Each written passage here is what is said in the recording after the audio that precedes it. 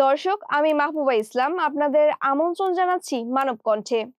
আজ 19 জানুয়ারি 2026, 5 মাঘ 1432। জানিয়ে দেব আজকের পত্রিকাগুলোর প্রধান প্রধান সংবাদ শিরোনাম। প্রথমেই মানব কণ্ঠ, আমাদের ভাষা গণমানুষের মানব কণ্ঠ। শহীদ রাষ্ট্রপতি জিয়াউর রহমানের 90তম জন্মবার্ষিকী আজ। জিয়ার বাংলাদেশ, বাংলাদেশের জিয়া।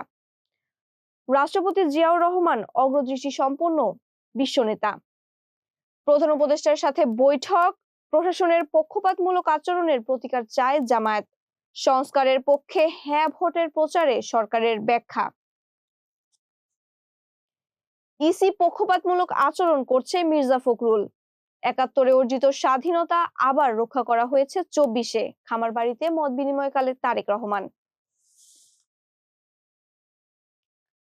সীমানা পেরিয়ে বিক্ষোভ সহিংসতায় নিহত 5000 স্বীকার করল ইরান। জুনের মধ্যে গ্রিনল্যান্ড বিক্রি করতে হবে, নয়তো 25% শুল্ক। তেল ও গ্যাস ক্ষেত্রের দখল নিল সিরীয় বাহিনী।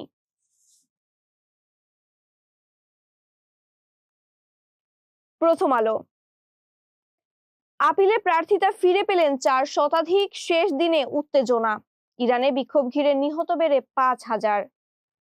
আগামী জাতীয় নির্বাচন অত্যন্ত অত্যন্ত এবং অত্যন্ত গুরুত্বপূর্ণ, মত বিনিময় সভায় তারেক রহমান।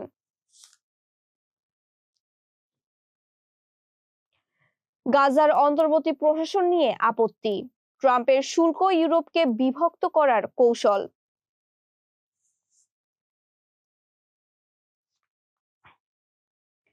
দৈনিক ইত্তেফাক। সংঘবদ্ধ অপরাধ চক্রে জড়াচ্ছে কিছু গৃহকর্মী। সাভারে সেই পরিত্যক্ত ভবনে আরো 2 লাশ উদ্ধার, আতঙ্ক। গাজার বোর্ড অফ পিসের স্থায়ী সদস্য হতে $100 কোটি দিতে হবে। 60 দেশকে আমন্ত্রণ যুক্তরাষ্ট্রের, ইসরায়েলের আপত্তি। পর্দা নামলো ঢাকা আন্তর্জাতিক চলচ্চিত্র উৎসবের। যুগান্তর। গুমের শিকার 350 জন এখনো ফেরেননি। স্বজনদের অপেক্ষার প্রহর যেন শেষ হয় না। নিরাপদ দেশ গড়তে ব্যর্থ হলে শোকগাথা চলতে থাকবে, মত বিনিময় সভায় তারেক রহমান। ভিন্ন মতের হলেও একসঙ্গে আলাপ গণতন্ত্রের অংশ, জাইমা রহমান।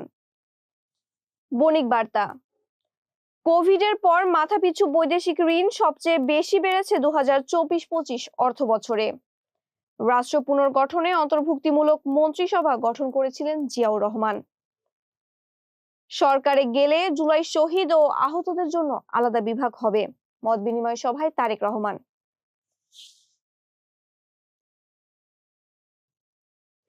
বাংলাদেশ প্রতিদিন। নির্বাচন উপলক্ষে নীরব চাঁদাবাজি। বৈধ প্রার্থী 2253 জন। স্বাধীনতার ঘোষক জিয়াউর রহমানের জন্মদিন আজ। কালের কণ্ঠ।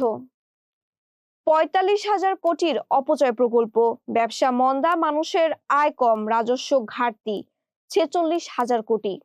আপিলের শেষ দিনে ইসিতে উত্তেজনা, দৃষ্টি এখন মাঠে। আমাদের সময়।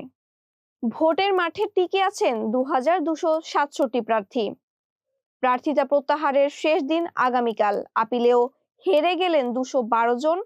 উচ্চ আদালতে যাওয়ার সুযোগ রয়েছে। আসন প্রতি গড়ে 7.55 জন। নিরাপদ বাংলাদেশ প্রতিষ্ঠায় নির্বাচন অত্যন্ত গুরুত্বপূর্ণ, মত বিনিময় সভায় তারেক রহমান। ইসির ব্যবস্থা চাই জামায়াতের কূটকৌশলের বিরুদ্ধে। জিয়াউর রহমানের জন্মদিন আজ।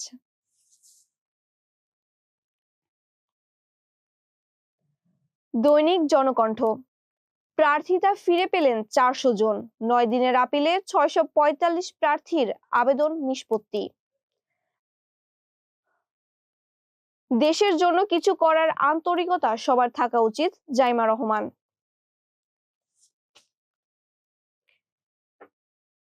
একটি দল ইসিতে চাপ প্রয়োগের চেষ্টা করছে। প্রধান উপদেষ্টার সঙ্গে জামায়াতে আমিরের সাক্ষাৎ শেষে ডক্টর তাহের।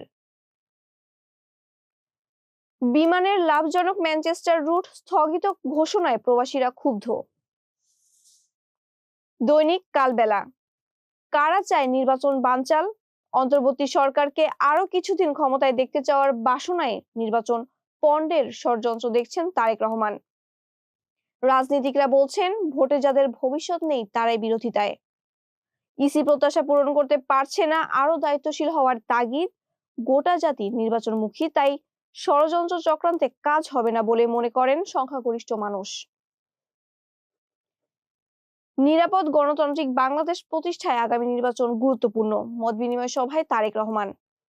ক্ষণজন্মা এক রাষ্ট্রনায়কের জন্মদিন আজ জিয়াউর রহমানের ৯০তম জন্মবার্ষিকী। নির্বাচনে যাবে কিনা পুনর্বিবেচনা করবে এনসিপি। দৈনিক ইনকিলাব, অন্তর্বর্তী সরকারের মতো নতুন সরকার যেন বেইমানি না করে, বিএনপির প্রতি জুলাই শহীদ পরিবারের আহ্বান। শিক্ষায় লুটপাটের আখেরি আয়োজন, দখল আর রাজনৈতিক দূষণের কবলে শিক্ষা ব্যবস্থা। নয় দিগন্ত, নির্বাচন হবে অবাধ ও নিরপেক্ষ, অফিসার্স অ্যাড্রেসে সেনাপ্রধান। ভোট বানচালের ছক আওয়ামী লীগের। দ্বৈত নাগরিকত্বের অভিযোগের পরও বৈধতা পেলেন অনেকেই, কোনো ধরনের পক্ষপাতিত্ব হয়নি শুনানিতে সিইসি। গণতান্ত্রিক বাংলাদেশ গড়তে ব্যর্থ হলে শোকসভা চলতেই থাকবে, শহীদ পরিবারের আর্তনাদে কাঁদলেন তারেক রহমান। এরই সাথে শেষ করছি আজকের দৈনিক পত্রিকাগুলোর প্রধান প্রধান সংবাদ শিরোনাম। পরবর্তী সংবাদ শিরোনামের আপডেট পেতে মানব কণ্ঠের সাথেই থাকুন। ধন্যবাদ।